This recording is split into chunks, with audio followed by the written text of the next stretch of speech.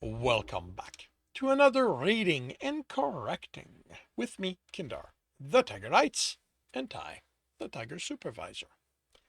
These are where I read a chapter from one of my stories and correct it as I go.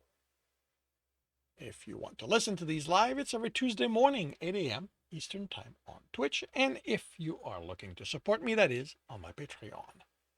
Today, we are doing chapter 40 of Once Broken. The house was silent. Tristan knelt in the living room looking around. Why was it silent? Alex? He called. No response. No one around. Alex, where are you? No, Alex, are you there? There was a gurgle below him. He knelt over a man, methodically ripping chunks of flesh out of the body. Blood was everywhere, the scent overpowering, red soaked through the gray and crimson jacket. Gray eyes looked up at him, questions in them. The man, no, Alex, gurgled in an unintelligible question. Tristan tried to stop, but his hands kept moving, digging his claws into Alex's flesh and pulling them out, exposing a lung. Why was he doing this? Why was he hurting Alex? He loved him. He had to stop. I'm going to kill you, Tristan snarled. Do you hear me?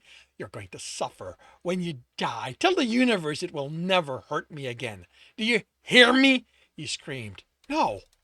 He applied all his strength at getting away from Alex, from the broken body, before he did more damage. He stood. The hallway was featureless, a gray, almost white. A vibration under his feet told him he was on a ship. He didn't remember boarding a ship, but what was important was that he had to find someone. He'd lost someone and he had to find him again. The hallway vanished in the distance on his left and right. Which direction?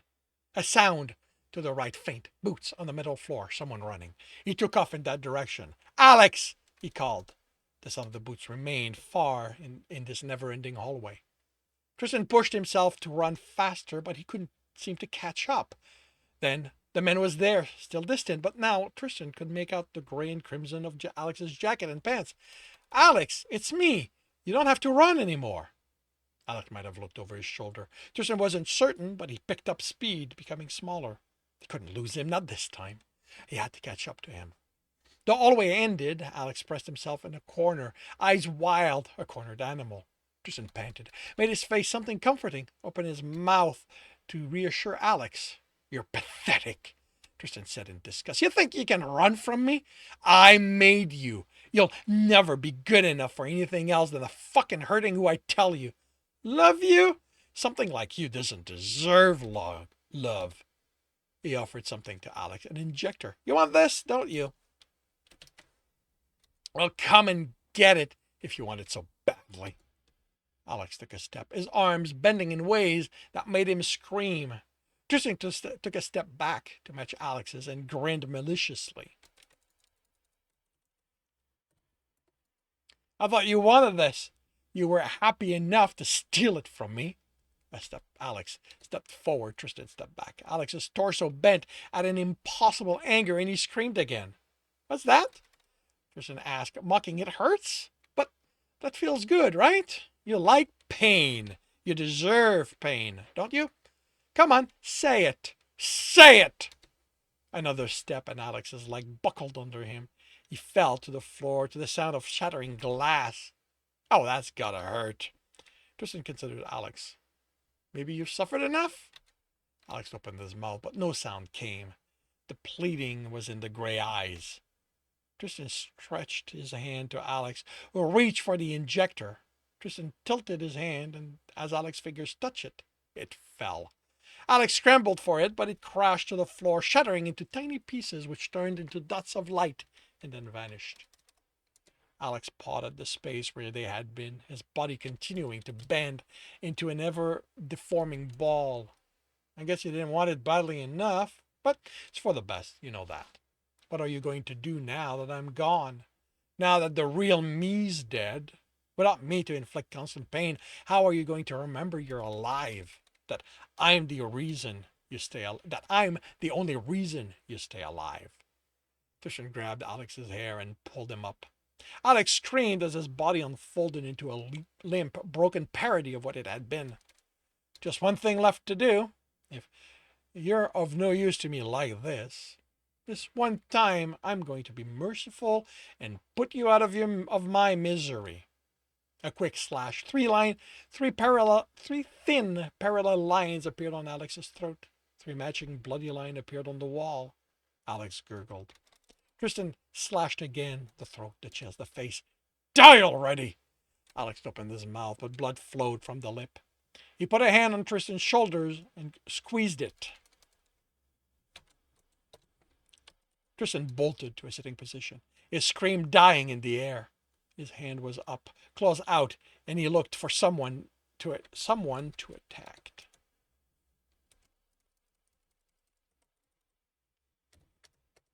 Alex stepped away, hand up. Tristan remembered the hand on his shoulder. Are you okay? Alex's eyes were on the outstretched hand. There was no fear or worry in them, only resignation. Tristan followed his gaze, saw his hands ready to strike at Alex, and pulled it to his body. He covered it with his other arm, as if that would hide what he'd been about to do. You were tossing and growling, Alex said. The word wouldn't come. He'd already broken his word to Alex. How would Alex react? He was going to leave, a part of him said. He was going to want revenge for the dream, another. His emotions were all over the place. He pulled his knees to himself, tried to formulate something that wouldn't make him seem so horrible. Then he remembered his promise. No more lies. He closed his eyes. I dreamed I was killing you, making you suffer. It was just a dream Eureka had. I'd never do that to you. Not anymore. You're too... I believe you. You do? Tristan watched Alex's face.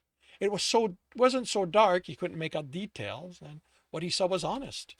Alex smiled. Something small, forced. You had a nightmare about hurting me. I've never known you to have them, so yes, I believe you. The voice was neutral, controlled, but the eyes honest, with a hint of worry. Tristan reached for him, and Alex flinched away. I'm sorry, Alex said, stilling himself even as Tristan stopped reaching for him. Don't be. When has my touch brought you anything other than pain? Tristan looked at his hand, brought it back to himself. It's going to take time, I know that, but I'm going to prove myself to you. Today, tomorrow, every day after that. I'm going to show you I can be better for you. Tristan stretched on his side. Will you lie with me again? Alex didn't hesitate. He pressed his back against Tristan. I'll always lie with you when you tell me. Tristan kissed the back of Alex's neck. No, only if you want to. Never do something just because I tell you. Equals. I said it and I meant it. I want this. 3 words, filled with desires. 3 words that made Tristan's heart beat faster. He closed his eyes, pressed his nose in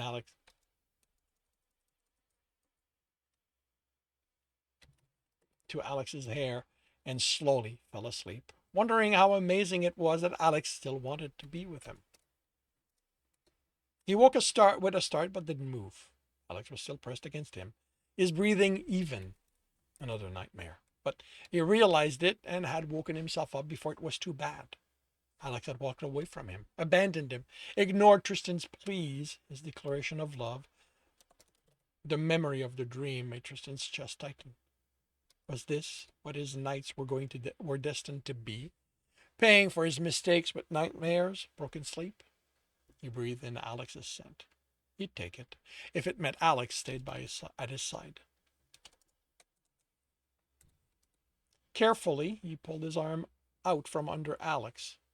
He'd lost all sensation in it. Alex stirred, but didn't wake. Was it a sign he wasn't aware of his surrounding, of how secure he felt in his arms? They'd talk about it later. He forced his hand to open and close to bring sensation back to it. Morning was coming, the sky paler between the leaves. He stood and went to the cage. He could see himself in it, a child, calling for his father, asking for forgiveness that would never come. He could see Justin in it too, so much younger, but still cunning, explaining how letting him out would be good, to show father they could work together. Tristan had believed him. He'd been young, naive. His brother had had a natural ability to manipulate people, which Tristan had been forced to teach himself. He'd learned Justin's tricks of the words, but his brother simply found new words to use on him. Tristan rubbed his face. Why had he come here? It had been clear in his mind once he'd realized this place was so close. He'd show Alex where he'd grown up, help him understand how he'd been molded into the monster he was. A form of honesty, he told himself. But Alex already knew the monster, accepted him. What they talk about could have been discussed anywhere, even in the hover, except for Jacoby's presence. Did he really think he needed this place to make Alex accept him more? Alex already accepted him. It was the less monstrous part of him Alex had trouble with. He studied the emotions around his decision to come here, dismissed the excitement, the pride at overcoming his past, a few other relating to that, the courage he demonstrated in risking his future with Alex over this, and he was left with shame? Had he brought Alex here in the hope he would see him for the unworthy man he was? A man who'd let his father mistreat him, cage him, turning him into an uncaring beast, unable and unwilling to feel anything towards other people. A man who hadn't protected his little brother from the abuse inflicted on him. Better him than me, Tristan remembered thinking all those years ago. Maybe that was a fabrication of the drugs, too. They'd altered so many of his memories of this place. How could he know anymore? Still, if his unconscious goal in coming here had been to chase Alex away, he'd failed. And he'd never been happier at a failure than he was now. Tristan? Alex called, worried. I'm here. It was still too dark for Alex to see. Maybe they needed to talk about visual implants again. They'd had to be better now. If he could find a model that would let Alex keep his expressive eyes, it would be worth it. He felt Alex's hand on his arm, and Tristan pulled him against him. This is where the cage is, right? Yes. I'm trying to understand why I came here, why I brought you here. And I think part of me wanted to chase you away. He tightened his hold on as Alex tried to pull away. Not like that. He tried to find the words. You're special, Alex. You found a way to care for me in spite of all the reasons I gave you to hate me. I think that part of me doesn't believe I deserve you. That in coming here, you'd see I'm not really that strong. That you'd see through this mask my life is and leave me. Alex relaxed against him. You're my monster. I don't care how you became this way. Alex rested his head on Tristan's shoulder. You really can't think of any other reasons you'd want me to see this? Tristan shook his head. Then remember, Alex couldn't see it. He couldn't see him. No. You grew up here. It was home. No, it's just a place, one that caused me pain. Really? Just pain? Of course. Tristan could keep the anger from his voice. My father treated me... He remembered laughter. His father telling a story around a fire. He and Justin laughing at it. He remembered the feeling of wonder at all the things his father knew as he learned about the plants around them. He remembered companionable silence as he and his father worked side by side, skinning animals, preparing the meat to dry. There'd been pride in his father's eyes. Tristan dried his own eyes. There were a few pleasant times here. That's all it takes for a place to matter. I never considered that. Tristan looked at the ruin of the cabin. As far as I was concerned, places were simply locations on a map. They have their use, or they don't. He found the indentation in the ground where the fire pit had been. When I left them, they ceased to matter. Alex's gaze followed him. Think about it. You said most of your hideouts are in places like this. It doesn't happen because you don't care about a place. I think you keep trying to recreate home. Tristan let the anger flow through him without reacting. Alex was wrong. He never wanted to be reminded of everything he'd suffered growing up. But emotions weren't that clear-cut. He remembered the laughter.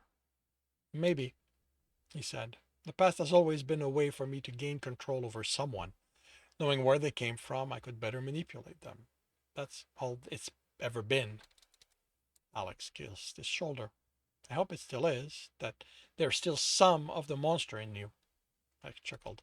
I don't call you my monster because I think it's sweet. The killer in you is someone I like. I like how ruthless you can be in removing someone who stands in your way, who threatens you, or me. Alex was silent. When he spoke, his voice was pained. You've hurt me, Tristan. Knowing you, you planned each and every little hurt I felt over the years. But you've made me feel safe, too. You were always the only one allowed to cause me that kind of pain. I knew that if it came down to it, you'd never allow anyone to be such a danger to me that I'd be killed.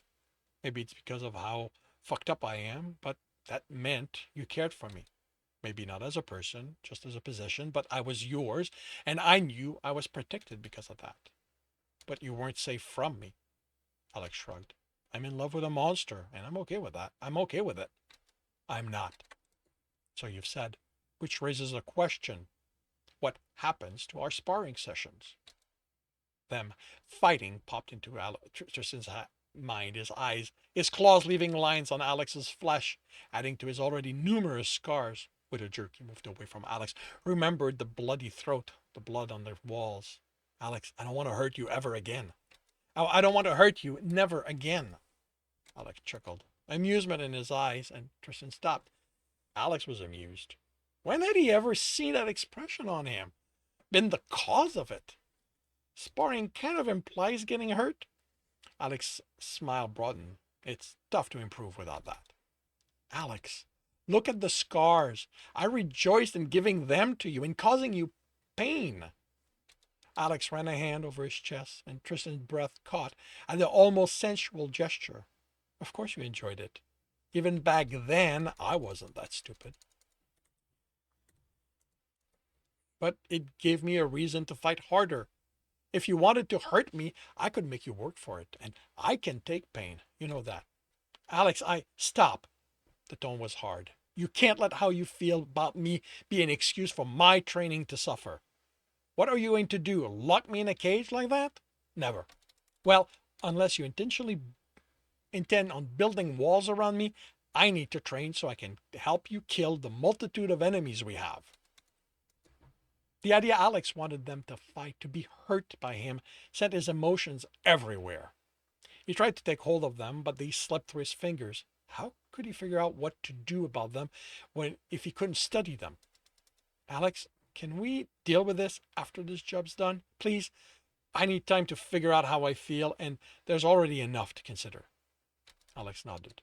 Just remember, you said equals. That means I get a say in what happens. I want us to spar. You're the only one who offers me any kind of challenge, and I want that to continue.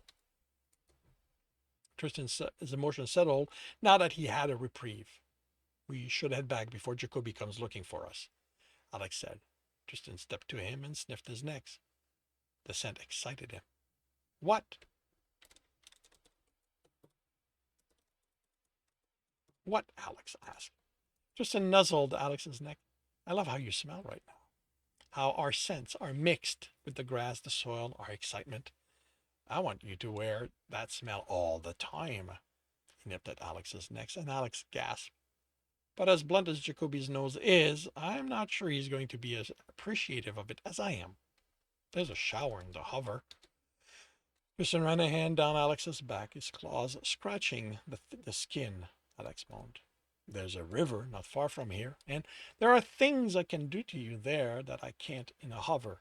There's only so much shifting about the anti-gravity generator can handle. He cupped Alex's ass, pressing him against his groin, leaving no doubt as to what he had in mind. Fuck, Alex panted. If Jacoby walks in on that, I'm blaming you. Tristan grinned and licked Alex's ear. If Jacoby walks in on us, I'm going to kill him for you.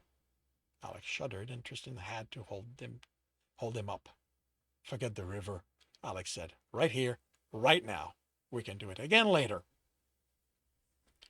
And that concludes chapter 40 of Once Broken. If you are enjoying this, please leave a like. If you want to read, if you want to know when the next chapter is going to be up, subscribe and hit the bell.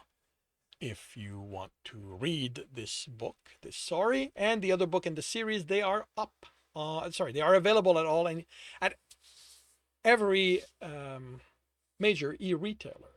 If you want a different way to support me, that is on my Patreon, where you can get access to just about everything I've written. And if you are looking to listen to these live, it's every Tuesday morning, 8 a.m. Eastern Time on Twitch. The links are in the notes. And with that, I shall wish you a good day.